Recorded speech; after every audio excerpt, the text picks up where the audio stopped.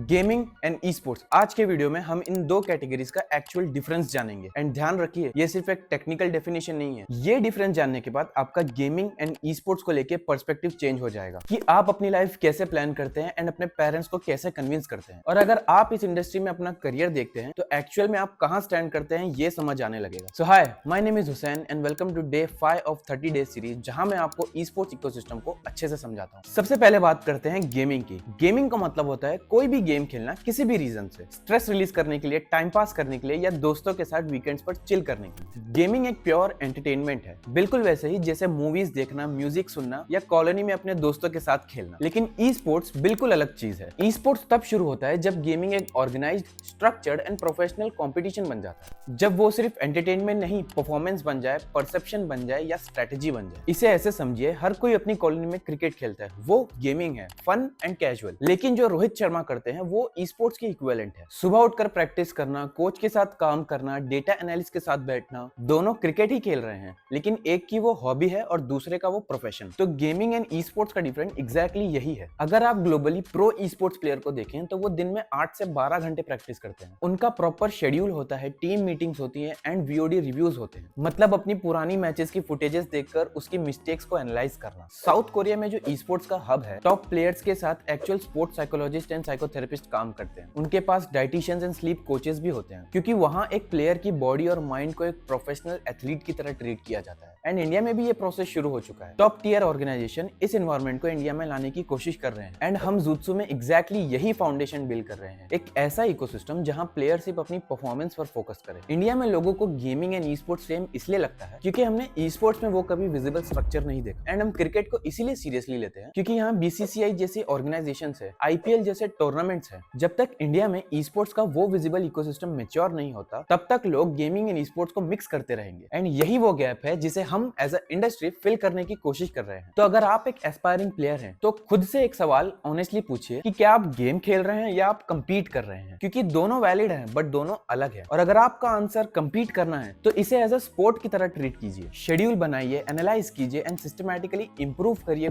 खुद को। तो ये था actual difference gaming and e sports का। एंड आई होप अब आपको एक क्लियर पिक्चर दिख रही होगी। अगर आपको इस वीडियो से थोड़ी सी भी नॉलेज मिली है तो make sure to follow and stick around, क्योंकि कल के वीडियो में मैं आपको एक एक्चुअल रियलिटी दिखाऊंगा कि एक ई स्पोर्ट्स ऑर्गेनाइजेशन रन करने का एक्चुअल प्रोसेस क्या होता है। And I will see you tomorrow.